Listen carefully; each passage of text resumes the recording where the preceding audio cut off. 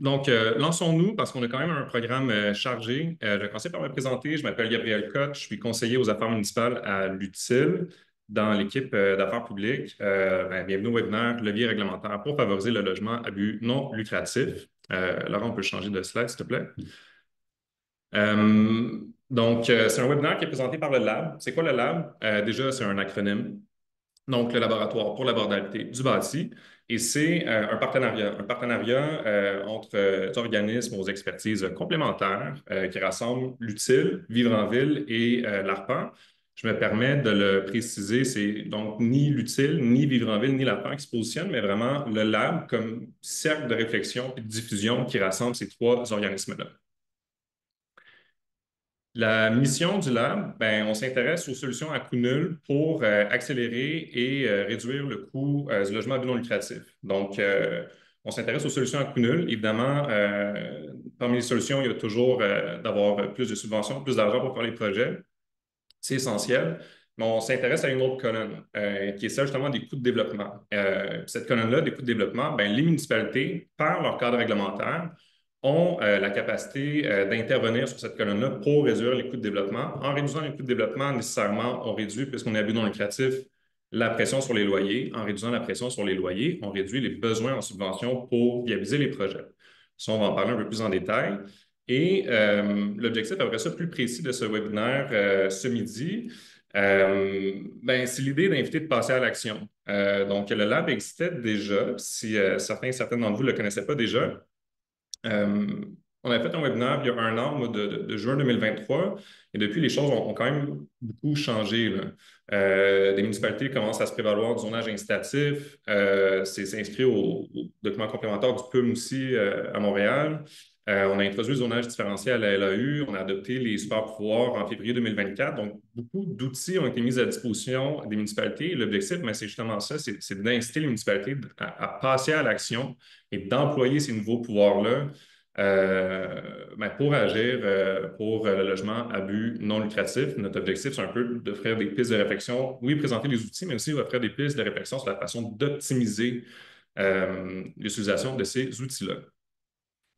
La présentation va se diviser en 4 temps.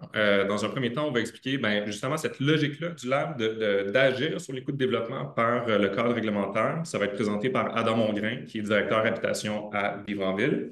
Ensuite, on va poursuivre avec le zonage différencié. Ça va être présenté par Charlotte Monfils-Pratel, urbaniste à l'ARPAN.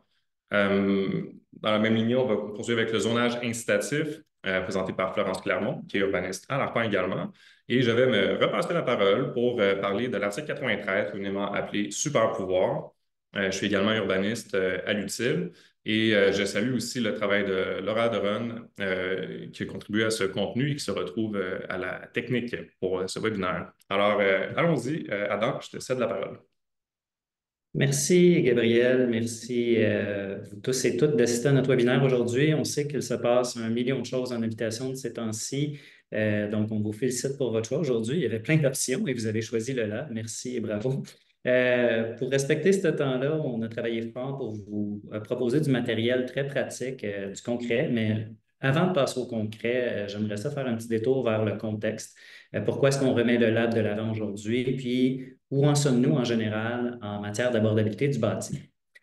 Une des choses qui bouge le plus rapidement, c'est la formation d'un consensus autour de la nécessité de construire. Au cours de la dernière année, il y a plusieurs propositions de sites qui ont été lancées dans l'espace public avec différentes sous-cibles par segment de marché.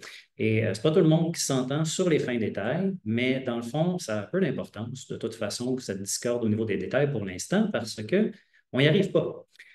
Mois après mois, saison après saison, les nouvelles en matière de construction neuve sont relativement tièdes. Même quand on atteint des records, c'est toujours bien en deçà des objectifs relativement consensuels de ce que ça prendrait pour sortir de crise.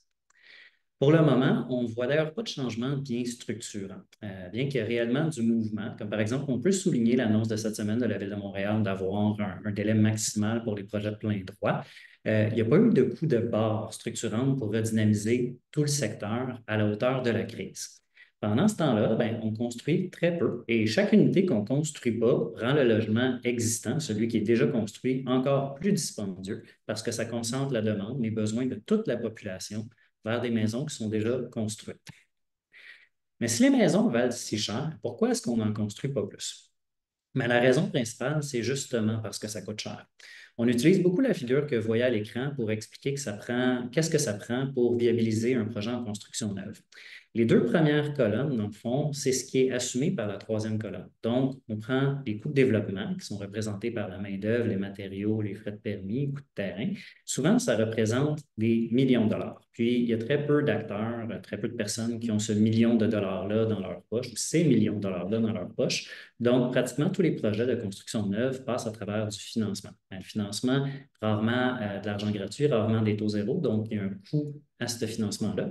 Puis, par-dessus les coûts de financement, on rajoute aussi les coûts de gestion de propriété. Donc, c'est soit quelqu'un pour s'occuper de faire l'entretien, payer les comptes, payer les assurances, ou même si c'est une mise en marché pour des propriétaires occupants, mais il faut qu'il y ait des gens qui vendent les unités. Puis tout ça, évidemment, c'est payé par quoi? Mais c'est payé par les revenus du projet. Les revenus du projet, ça peut être un loyer, ça peut être un prix de vente. Donc, pour les besoins de la cause aujourd'hui, on va juste dire un loyer. Donc, le loyer doit être en mesure d'essuyer les deux premières colonnes. Puis, ce qu'on sait, c'est qu'avec les prix des deux premières colonnes, en 2024, la mensualité minimum représentée par le loyer à droite, même avant un profit de promoteur, ça représente environ 2 000 plus souvent 2 500 ou même encore plus. Puis la vérité, c'est que les projets ont beau être neufs et bien construits, il n'y a simplement pas tant de gens qui cherchent à déménager dans une unité qui leur coûte 2 500 par mois. Comme ça prend quelqu'un qui est prêt à payer pour que le projet se tienne, on voit très peu d'activités en construction neuve. Ça semble tout naturel de se dire qu'on pourrait sortir de ce bourbier-là en ayant des unités neuves qui coûtent moins cher. Il y a beaucoup de gens qui changeraient de plan si les unités neuves coûtaient 1 500 au moins au lieu de 2 500 par mois.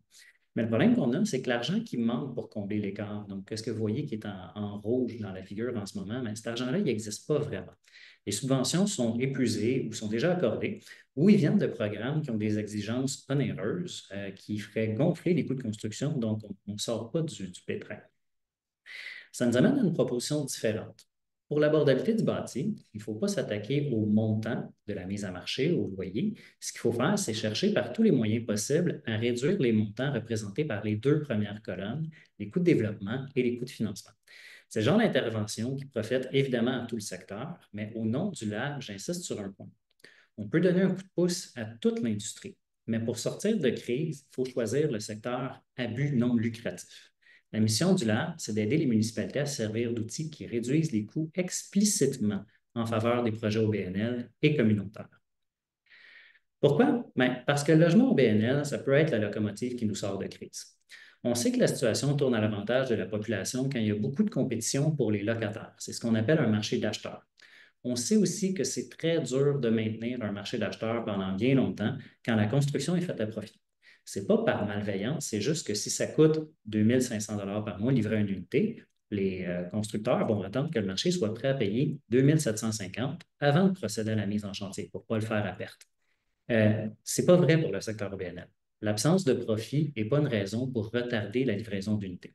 C'est la raison pour laquelle le secteur OBNL est particulièrement bien positionné pour raviver une idée qui est populaire dans certains autres secteurs de l'économie, mais qu'on n'a jamais essayé en habitation, les stocks tampons. Quand je dis que c'est une idée populaire, il y a des stocks tampons à plein d'endroits et c'est parce que ça fonctionne. Pour protéger la population des explosions de prix dans des besoins de base, il y a plein de pays qui ont construit des réserves stratégiques de nourriture, d'énergie, d'autres biens de consommation. Comme vous voyez, c'est un outil qui est tellement populaire qu'on a même une réserve stratégique de sirop d'érable, au cas où. Par contre, pour que ça fonctionne, il ne faut pas tomber dans le piège de l'abordabilité à la pièce. Les subventions qui permettent des loyers pas chers dans le neuf, elles n'existent toujours pas. Et les réductions de coûts dont on vous parle aujourd'hui, ça ne donnera pas des loyers à 1 000 en soi. C'est important de le réaliser et d'en parler ouvertement d'avance pour avoir le courage de faire le premier pas. Choisir le logement au BNL, c'est amorcer une sortie de crise en assainissant progressivement le marché résidentiel au complet. Mais si on n'a pas de plafond de loyer, est-ce qu'on peut appeler ça du logement abordable?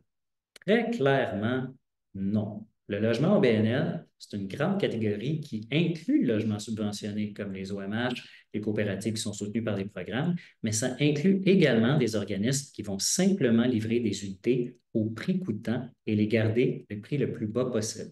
C'est un modèle qui fonctionne donc explicitement sans subvention. Ça veut d'ailleurs dire que certaines des solutions qui sont proposées par le lab pourraient ne pas marcher dans vos contextes avec vos réalités. Évidemment, il y a des défis d'implémentation. Évidemment, ce n'est pas tout qui peut marcher dans toutes les municipalités. D'ailleurs, je tiens à vous rassurer aussi à nuancer. Le contenu qu'on vous présente aujourd'hui est fait par des professionnels pour des professionnels. On sait ce qu'on fait.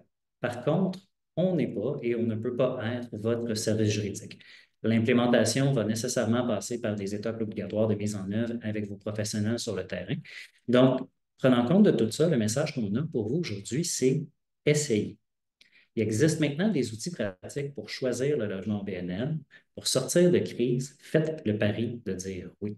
J'arrête pour l'élément de contexte et je passe la parole à mes copanélistes pour avancer avec les outils pratiques. Merci, Anna. Alors, je lance le bal des outils avec le zonage différencié, qui a été introduit dans le projet de loi 57 sur la protection des élus et modifiant diverses dispositions législatives concernant le domaine municipal, le tout sanctionné le 6 juin dernier. Le PL 57 est venu modifier la LAU en introduisant les articles 145.35.5, .6 et .7 qui donnent les balises à respecter dans le cadre de l'élaboration d'un règlement sur le zonage différencié. Le zonage différencié, c'est un outil qui permet aux municipalités de définir des normes de remplacement qui viennent augmenter le potentiel constructible d'un terrain, uniquement pour des projets qui sont composés à majorité de logements abordables ou sociaux. C'est un outil normatif. On se retrouve donc avec deux zonages pour une même zone, une base qui est applicable à tout projet, puis un zonage qui va être de facto bonifié exclusivement pour les projets qui proposent une majorité de logements abordables ou sociaux. Le zonage différencié offre pour la première fois la possibilité de zoner pour des logements abordables, des logements sociaux.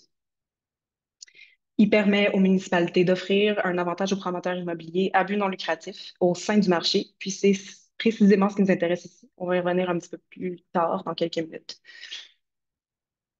Pour ce qui est de la portée des limites de l'outil, dans la loi, on parle de projets de logement abordables ou sociaux, comme c'est le cas pour les règlements d'inclusion, le zonage incitatif, puis l'article 93 de la loi 31, autrement nommé le superpouvoir. La loi ne prévoit pas de définition du caractère abordable d'une unité de logement. Ce sont donc les municipalités qui doivent se doter de leur propre définition du caractère abordable d'un logement. Donc, techniquement, un logement abordable, ça peut être une unité privée dont le loyer a été fixé à 90 du prix moyen des loyers d'un territoire. Mais ça peut tout autant s'agir d'un logement à but non lucratif qui est géré par un organisme à but non lucratif. Pour sa part, le logement social, ça fait généralement référence à un projet de logement qui a bénéficié d'une aide financière publique, notamment dans le cadre d'un programme de logement social. Les municipalités doivent également prévoir des normes relatives à la durée du caractère social ou abordable d'un logement. Encore ici, la loi ne prévoit pas nécessairement de balises spécifiques qui viendraient, par exemple, garantir la pérennité du caractère social ou abordable d'un logement. La loi stipule qu'un règlement de zonage différencié peut contenir toute norme conforme aux dispositions de l'article 113 de la LAU, donc l'article sur le zonage, à l'exception d'une norme relative aux usages, qui est destinée à s'appliquer en remplacement d'une norme contenue dans le règlement de zonage. Le spectre des normes à inclure y est donc large, mais celles qui augmentent significativement le potentiel constructible d'un terrain le sont moins. On parle surtout d'une augmentation de la hauteur permise ou la densité de construction permise via le coefficient d'occupation du sol, qui est, je le rappelle, le rapport obtenu en divisant la superficie de plancher totale d'un bâtiment à celle du terrain. La loi stipule également qu'un projet devient éligible à une norme de remplacement quand les conditions suivantes sont réunies. Et là, je lis ce qui est écrit dans la loi. Le demandeur du permis de construction ou du certificat d'autorisation indique à la municipalité qu'il souhaite être assujetti aux normes de remplacement. Et deux, le projet consiste principalement en la construction d'unités de logement abordables ou sociales, conformément aux exigences prévues à cette fin dans le règlement. Ceci étant dit, parlons maintenant du fort potentiel de l'outil en regard de la mission du Lab, qui, je le rappelle, est de diffuser des solutions à coût nul pour faciliter le développement du plus grand nombre possible d'unités de logement à but non lucratif. Les propositions qui suivent sont donc bien sûr cohérentes avec cet objectif-là. Le zonage différencié, il est intéressant en ce qu'il permet de faire de la discrimination positive à la faveur des promoteurs immobiliers à but non lucratif. Comment ça fonctionne? Le promoteur à but non lucratif qui peut, disons, construire 2 fois plus de logements que quiconque sur un terrain grâce au zonage différencié, va être en mesure d'offrir un petit peu plus pour l'achat de ce terrain en y trouvant toujours son compte grâce à l'économie d'échelle qui va être réalisée, en pouvant construire plus d'unités. Et comme on peut présumer que les propriétaires fonciers vont vouloir obtenir le meilleur prix possible pour leur terrain, on vient de positionner les promoteurs à but non lucratif comme les acheteurs les plus avantageux sur le marché.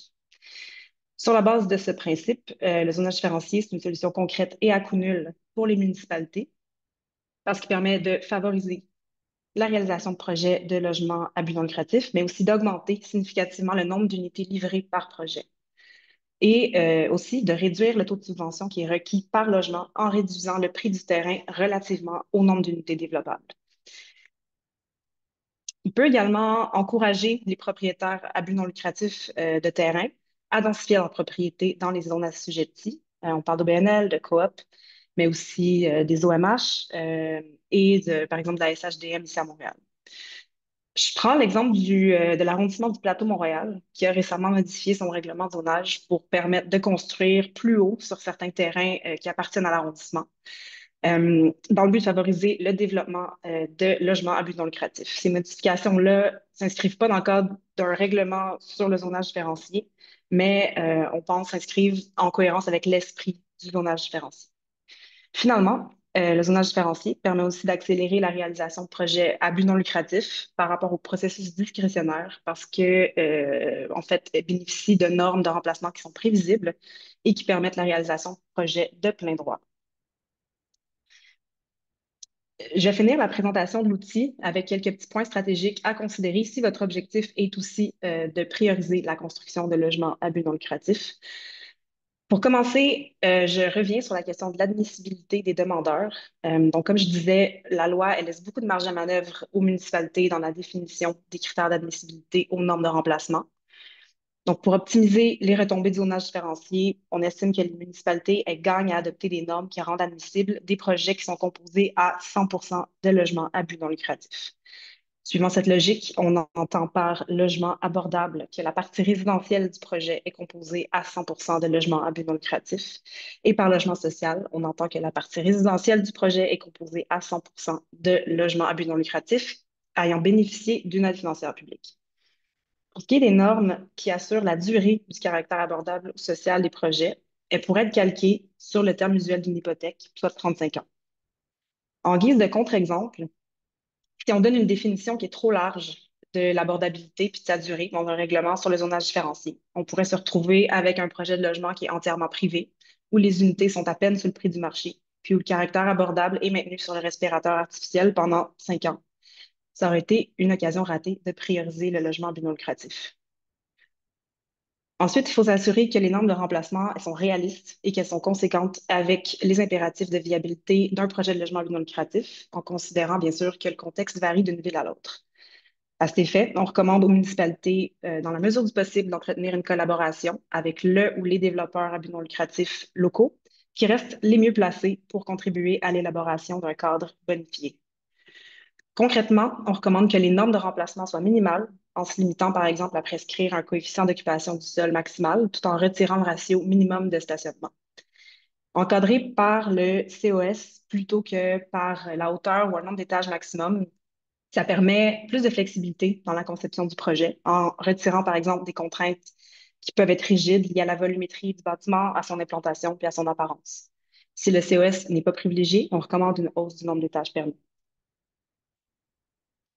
L'adoption du règlement de zonage différencié peut être susceptible d'approbation référendaire, considérant que l'objectif du règlement consiste à augmenter le potentiel constructif d'un terrain. Il est fort probable que les normes de remplacement incluent des dispositions qui affectent la densité, qui, elles, sont susceptibles d'approbation référendaire. Toutefois, la loi 57 prévoit une exemption d'approbation référendaire pour ces dispositions jusqu'au 6 juin 2029. On pense que les municipalités gagneraient à profiter de cette fenêtre d'opportunité. Finalement, il faut s'assurer que l'articulation des différentes normes du règlement de zonage différencié permet de réaliser des projets en évitant autant que possible de recourir à des processus discrétionnaires, parce qu'on risque d'annuler les gains obtenus en matière de prévisibilité, puis d'échéancier d'approbation de projet. À notre connaissance, il n'y a aucune ville qui s'est encore dotée d'un tel règlement, mais il y en a certainement quelques-uns dans les cartons, donc n'hésitez pas à nous écrire, ça nous intéresse. Euh, pour conclure, on dirait que il faut se rappeler que le zonage, c'est un puissant outil de création de richesse. Puis on pense que le zonage différencié offre aux municipalités l'occasion de mettre l'outil au service d'objectifs ambitieux de développement de logement non lucratif. Merci. Je passe la parole à Florence.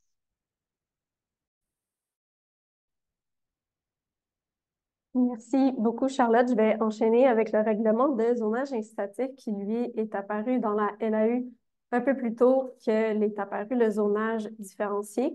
Par contre, comme le zonage différencié, le règlement de zonage incitatif a connu des modifications avec ce qu'on pouvait appeler le projet de loi 57 de cet été.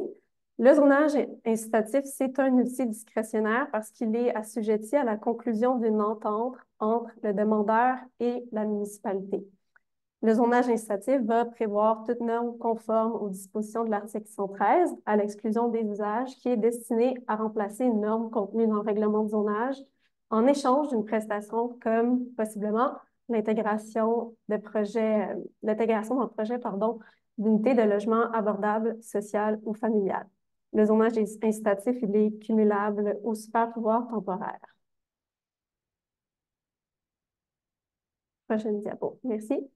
Donc, comme je le disais, la loi prévoit dans le zonage incitatif l'intégration d'unités de logement abordables social, contrairement au zonage différencié qui, lui, parle de projets qui sont principalement composés de logements abordables ou sociaux. Il y a d'autres prestations qui sont possibles dans le cas du zonage incitatif. Donc, on parle d'atteinte d'objectifs en matière de performance environnementale, la réalisation d'aménagements ou d'équipements d'intérêt public ou encore la préservation ou la restauration d'un immeuble qui a une valeur patrimoniale.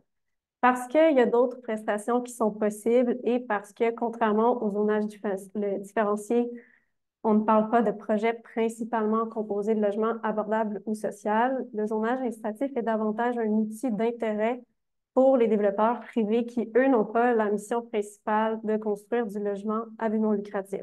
Pour cette raison-là, c'est un outil qui repose sur des partenariats entre des développeurs privés et des développeurs ou gestionnaires propriétaires d'habitations à but non lucratif. Par ses recommandations sur le zonage incitatif, le LAB vise l'atteinte de 3 objectifs principaux, soit inciter les développeurs privés à réaliser des projets clés en main de logement à but non lucratif, inciter les propriétaires de terrain à choisir de vendre leur terrain à des promoteurs qui, eux, vont contribuer au développement de logements à but non lucratif. Comme l'expliquait Charlotte, ça devient des acheteurs qui sont beaucoup plus intéressants pour les vendeurs parce que ce sont eux qui vont pouvoir développer de façon plus considérable le terrain qui est à vendre. Dernier objectif, c'est d'obtenir pour la municipalité des prestations qui contribuent au développement de logements à but non lucratif. Avant de procéder à la rédaction ou encore à l'adoption du règlement de zonage incitatif, le LAV va recommander aux conseils municipaux de mener un exercice qui visera essentiellement à répondre à la question « Est-ce que le logement à but non lucratif est la priorité? » Notre position, c'est que si la réponse est oui, c'est le zonage différencié qui devrait être adopté parce que le zonage différencié est une plus grande garantie que le maximum de logements à but non lucratif sera construit. Contrairement, le zonage incitatif va présenter un double risque pour les municipalités. Le risque, d'une part, de ne pas en exiger assez dans les prestations demandées aux demandeurs, ou encore que les autres formes de prestations qui sont possibles, le cas échéant, supplantent la prestation en logement à but non lucratif, qui est exigée. Je vais en parler dans quelques diapositives plus longuement. Au niveau de l'admissibilité des projets, prochaine diapositive, notre position est essentiellement la même que pour le zonage différencié. C'est-à-dire qu'on recommande à la municipalité d'adopter une définition de logement abordable qui est la partie résidentielle est composée à 100% de logements à but non lucratif et pour le logement social, la partie résidentielle est composée à 100% de logements à but non lucratif ayant bénéficié d'une aide financière publique. Par contre, on insiste d'autant plus sur la nécessité que ces définitions se retrouvent au règlement parce que ce n'est pas une exigence de la loi. Donc, contrairement au zonage différencié, la loi ne prévoit pas que le règlement de zonage incitatif doive contenir des normes pour assurer ce caractère social ou abordable. Donc, le LAB insiste fortement sur la nécessité d'adopter des définitions dans le règlement. Ensuite, le LAB veut vous présenter quelques astuces pour consolider la portée du zonage incitatif au bénéfice du logement à but non lucratif. Tout d'abord, actuellement, la loi prévoit qu'il est possible pour un conseil municipal de gérer, en fait, les demandes au cas par cas. C'est-à-dire qu'au cas par cas, le conseil municipal pourrait établir des critères visant à établir la prestation qui est exigée du demandeur. Par contre, pour plus de prévisibilité, le LAB recommande de ne pas procéder à des ententes à la pièce en établissant un cadre réglementaire qui va se rapprocher le plus possible d'un processus normatif. Deuxièmement, on recommande d'établir des normes de remplacement qui vont être claires par prestation, de sorte à créer des ratios, normes de remplacement pour prestation, qui elles, sont facilement calculables pour un développeur. Et ça s'apparente grandement au zonage différencié. Troisièmement, ça serait vraiment important que les municipalités procèdent à un exercice d'un calcul bénéfice-risque, c'est-à-dire qu'elles cherchent à trouver le point d'équilibre entre la viabilité du projet du demandeur et l'optimisation des retombées en logement à but non lucratif. Parce que si les prestations ne sont pas suffisamment exigeantes, ou au contraire, si les normes de remplacement ne sont pas assez généreuses, les développeurs ne vont pas aller de l'avant avec le zonage incitatif.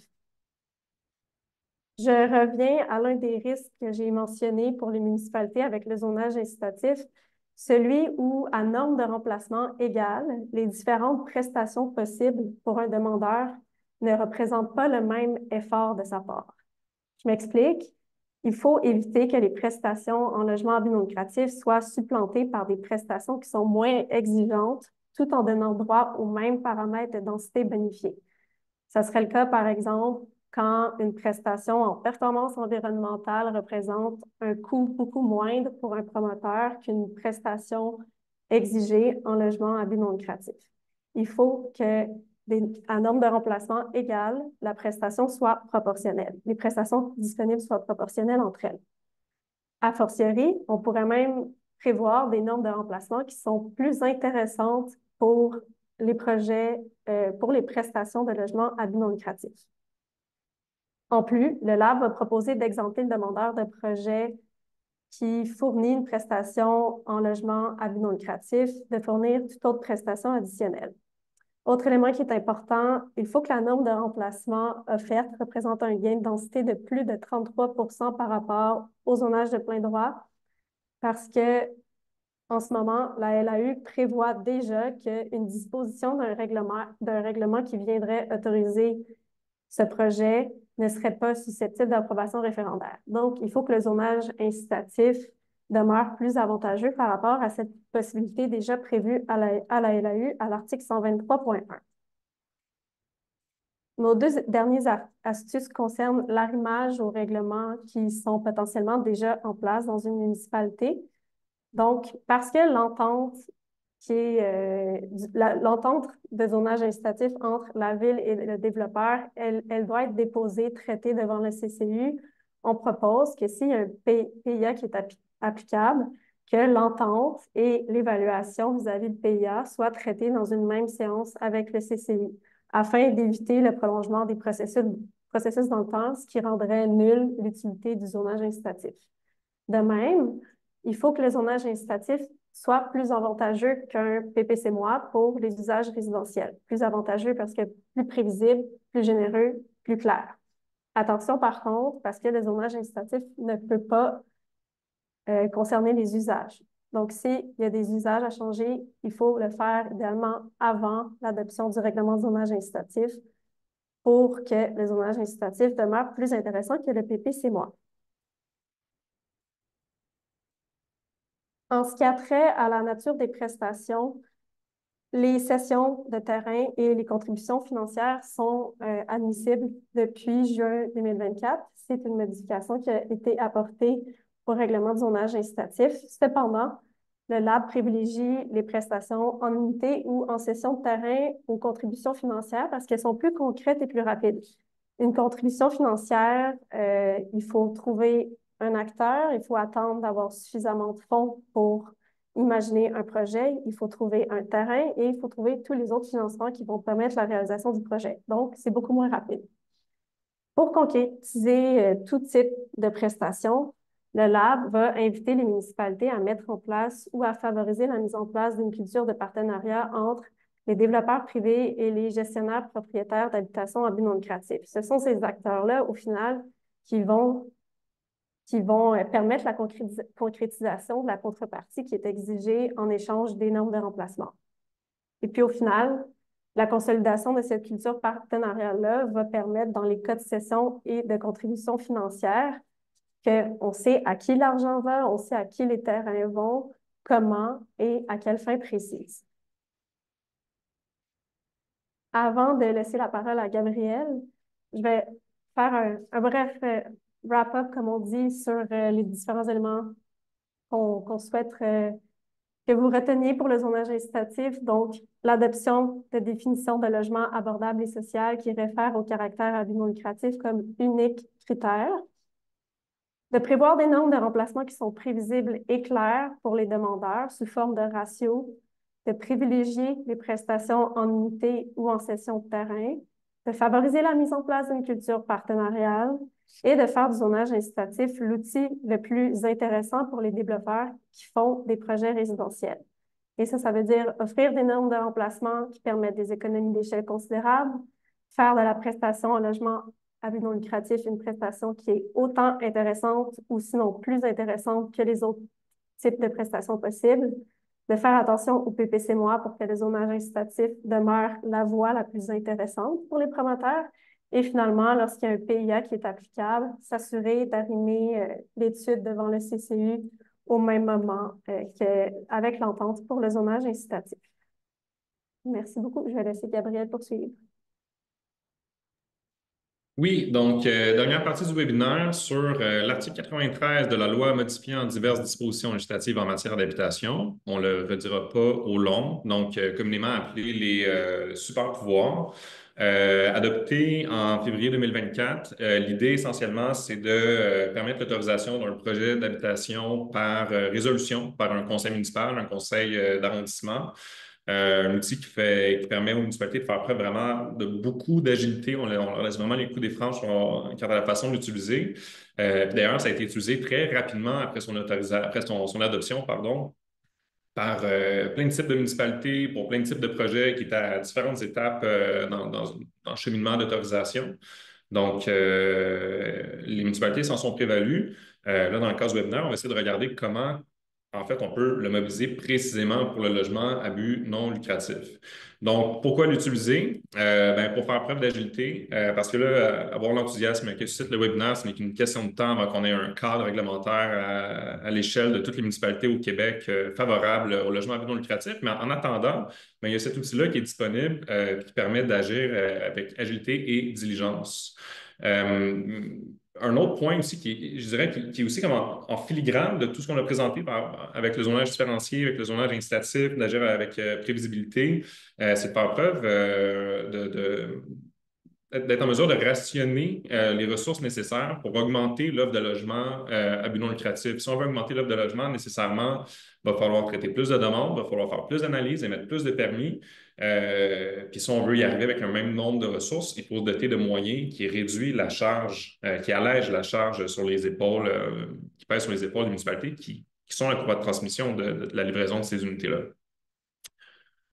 Une autre raison, c'est de simplifier l'exemption d'approbation référendaire. On a entendu en parlant avec différents acteurs pourquoi utiliser l'article 93 pour des projets de logement à but non lucratif. Il existe déjà l'article 123.1 à la LAU qui est repris, dont le libellé est repris dans les chartes de différentes villes.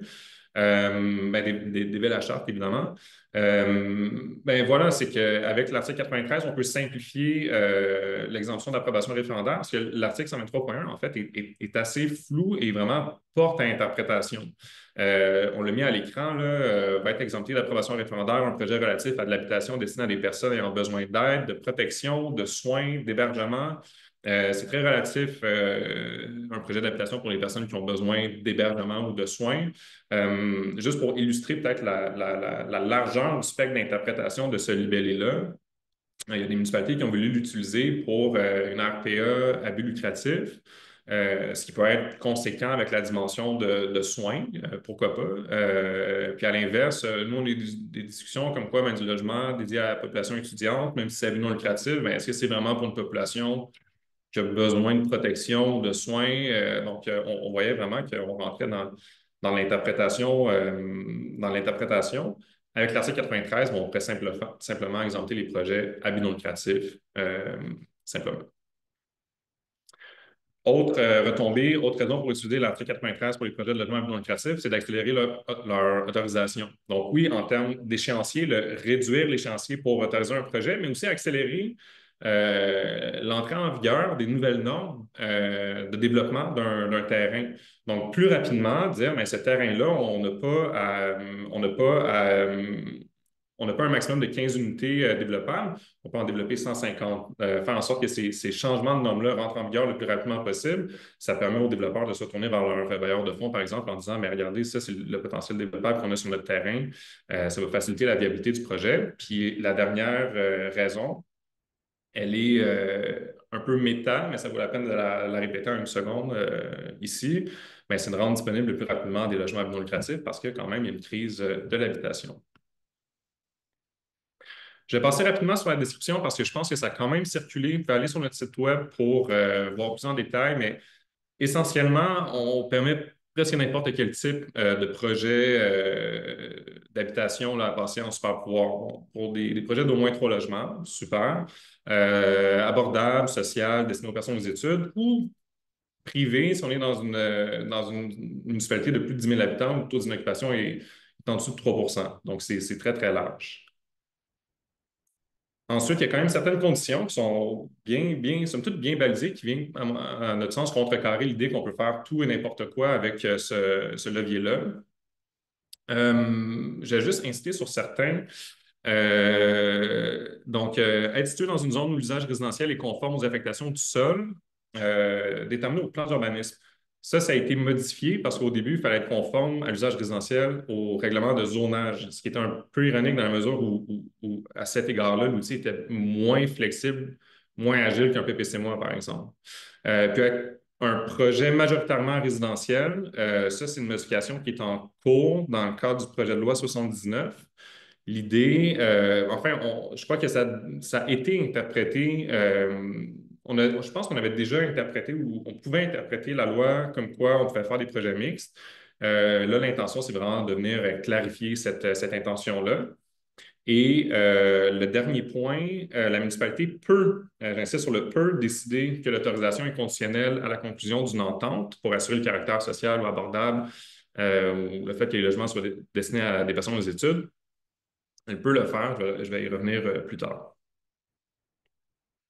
Les étapes d'autorisation, vous voyez, c'est assez frugal. Disons, un projet de résolution, une consultation publique sans possibilité d'approbation référendaire, une adoption, adopter la résolution, puis enfin, on assure la conformité au schéma et ça peut rentrer en vigueur. Donc, ce qu'on propose de faire pour atteindre les objectifs avec l'outil qu'on vient de décrire, les objectifs qu'on a annoncés avec l'outil qu'on vient de décrire, c'est d'adopter une résolution cadre qui viendrait orienter l'utilisation de l'article 93 sans nécessairement en faire une utilisation restrictive, d'annoncer les intentions du Conseil par rapport à l'utilisation de cet outil-là. C'est pour quel type de projet, de quelle manière. On vient on vient annoncer comment on va l'utiliser en posant des balises avantageuses au cadre réglementaire en vigueur. Qu'est-ce qu'on propose de mettre dans cette résolution cadre-là? Déjà que systématiquement, les projets dérogatoires de logement à but non lucratif soient traités par ce levier-là, qui sont dérogatoires évidemment, parce que le gain par rapport du plein droit n'est peut-être pas si pertinent. Ensuite, d'avoir des conditions minimales, mais essentielles pour garantir que les projets soient à but non lucratif dans le temps et un processus d'autorisation accéléré. Pour les deux premiers points qui se recoupent un peu, on propose que l'exemption de projet ou la condition qui lie l'utilisation de ce super pouvoir-là soit liée au fait que le projet soit à but non lucratif. Je ne le répéterai pas tant parce qu'on l'a déjà expliqué, mais c'est à mieux répondre peut-être à trois éléments que j'ai nommés plus tôt. Dans un premier temps, on se rappelle que essentiellement, c'est n'importe quel type de projet qui peut se prévaloir des super pouvoirs. Donc, ben, privé ou à but non lucratif dans pratiquement toutes les municipalités. Ce qu'on voudrait éviter, c'est qu'un promoteur privé qui veut se prévaloir des super pouvoirs, ce qui peut être tout à fait légitime par ailleurs, puisse en bénéficier en ayant comme seul engagement de livrer les unités aussi chères que le marché peut le supporter, ce qui est correct aussi, c'est la business des promoteurs privés, puis c'est des logements qui sont essentiels aussi, mais là où ça serait, là où on verrait comme peut-être un écueil, c'est qu'à l'inverse, si on fait du logement à but non lucratif avec la mission intrinsèque de livrer des unités le moins cher possible, le plus longtemps possible, qu'on soit lié à une quantité de conditions puis d'obligations qui viennent un peu alourdir la réalisation du projet. Dans un deuxième temps, c'est d'éviter justement tout le travail de justification que peut entraîner l'article 123.1. Travail de justification qui est chronophage pour le promoteur, mais qui est chronophage aussi pour la municipalité, ce qui revient au point d'avoir des procédures qui vont vraiment venir simplifier le processus d'émission de permis. Et voilà, le dernier point, effectivement, une municipalité peut lier l'émission, l'adoption de l'autorisation, l'adoption de la résolution à des conditions, mais on invite à limiter vraiment ces conditions-là à ce qui est essentiel, c'est-à-dire garantir le caractère à but non lucratif des logements. Exemple de conditions à éviter, avoir des plafonds de loyer qui peuvent être contradictoires ou difficiles, disons, à arrimer avec justement des programmes de financement avec lesquels on fait déjà, avec lesquels on doit déjà composer, puis acheter une couche de complexité à la réalisation des projets. Éviter de mettre des taux d'augmentation des loyers. On pourrait mettre un taux d'augmentation de loyer, par exemple, de 2 ce qui risque de ressembler à quoi un propriétaire à but non lucratif va se conformer ou va avoir besoin pour assurer la saine gestion de ses actifs. Mais si pour une raison X, Y, Z, une année, on doit augmenter les loyers de 3 ou 4 on ne vient pas de générer 1 ou 2 d'abordabilité, on vient de générer 1 ou 2 de déficit d'entretien sur le parc immobilier. Et je crois qu'il faut laisser à cet égard-là les coups des francs aux OBNL pour faire vraiment la saine gestion de leurs actifs. Enfin, ben, une justification de la vulnérabilité de la clientèle des services. Si on est à but non lucratif, ben, on a l'impression que ça peut être redondant aussi, ou du moins ne pas être au service d'une livraison efficace des projets de logement à but non lucratif, pour les raisons que j'ai déjà nommées. On peut changer. Puis ensuite, ben, accélérer l'autorisation des projets de logement à but non lucratif. Je l'ai déjà nommé, mais vraiment l'idée de devancer l'étape d'autorisation, que rapidement dans le processus, les porteurs de projets sont en mesure de s'appuyer sur les gains de densité que l'article 93 va venir ben, autoriser par résolution au projet, au terrain, pour les raisons qu'on a nommées, pour faciliter leur développement, leur viabilité. Comment y arriver? Ce qu'on propose, c'est de travailler en parallèle. Puis pour travailler en parallèle, ben, ça demande collaboration entre les services, entre les élus, entre les promoteurs. Ça peut vouloir dire de limiter, de mobiliser de manière stratégique le CCU, notamment peut-être en aval du projet, une fois que le projet est déjà autorisé, pour mobiliser son avis sur l'intégration, l'implantation architecturale. Autrement dit, de limiter les étapes où on va aller chercher justement des autorisations, aller chercher des avis qui sont autant d'étapes potentiellement comme disruptives, si on peut dire, pour la livraison du projet. On a sur la prochaine slide schématisé ça et vraiment, j'insiste, c'est qu'un schéma. On aurait pu faire 1 heure précisément là-dessus parce que chacune de ces phrases-là se subdivise en plein d'étapes, c'est clair. Mais ce qu'on voulait mettre en lumière, c'était bon d'avoir justement ce travail-là collaboratif entre les services et le promoteur pour arriver peut-être à un avis préliminaire rapidement et à partir duquel on pourrait tout de suite commencer l'autorisation, le processus d'autorisation du projet. Processus d'autorisation du projet qui peut se faire en parallèle, en partant évidemment du jalon atteint dans la conception du projet, là, pas nécessairement à partir de rien, mais ensuite d'être en mesure d'avancer en parallèle entre la conception, qui va demander ce travail-là entre les services et le promoteur, et l'autorisation du projet pour arriver rapidement aux nouvelles normes de développement et ensuite pouvoir mobiliser l'avis du CCU, par exemple, sur les dimensions architecturales. Puis encore une fois, parallèlement, en fait, même il aurait peut-être fallu que cette première ligne-là suive tout le cours du processus là, pour ensuite arriver à l'émission des permis. Sur la prochaine slide, on a juste pour le plaisir, pas pour le plaisir, mais en fait, l'UMQ aussi avait proposé un processus accéléré d'émission des permis. C'est écrit 37.2, puisque c'était à l'époque, c'était encore au projet de loi, c'était l'article du projet de loi. Puis on l'a mis à l'écran pour dire qu'il y a d'autres acteurs aussi qui proposent vraiment d'agir avec diligence, notamment en mobilisant de manière stratégique l'avis du CCU et en limitant les étapes d'autorisation et les étapes d'avis pour aller, pour aller plus vite. Et aller plus vite, ce n'est pas nécessairement dire, cela dit, de bâcler les étapes, mais de livrer avec justement plus de diligence. En conclusion, donc, je passe rapidement. Super pouvoir, l'idée, c'est de faire preuve d'agilité. Faire preuve d'agilité pour le logement à but non lucratif, faire preuve d'agilité aussi pour les ressources des municipalités. Faire preuve d'agilité, ça veut dire simplifier le processus d'autorisation, simplifier ce que ça demande d'être exempté d'approbation référendaire. Ça veut dire aussi, comme on vient de le voir, d'accélérer la livraison des projets. C'est vraiment une des possibilités qu'offre ce levier-là, puis qu'on invite les municipalités à s'en prévaloir avec cet angle-là. Donc, je poursuis avec une brève conclusion. Peut-être juste rappeler en deux phrases ce qu'on a voulu dire dans ce webinaire, c'est-à-dire d'inciter les municipalités à agir, à mobiliser leur cadre réglementaire. C'est un outil très puissant qui permet de réduire les coûts de développement, d'optimiser le développement des terrains par des OBNL et le faire de manière prévisible avec justement le zonage différencié, par la façon dont on incite les municipalités à utiliser le zonage incitatif aussi, donc en se rapprochant du normatif, en enlevant beaucoup d'insécurité sur le développement résidentiel. C'est un stress qui va vraiment faciliter le développement du logement à but non lucratif. Et à cette dimension, effectivement, d'approche plus normative, plus prévisible, on invite aussi à faire preuve d'agilité, notamment avec l'article 93, 93 de la loi 31. Sur ce, on reconnaît qu'on passe, comment dire, je pense que chaque point aurait pu faire l'objet d'un webinaire d'une heure.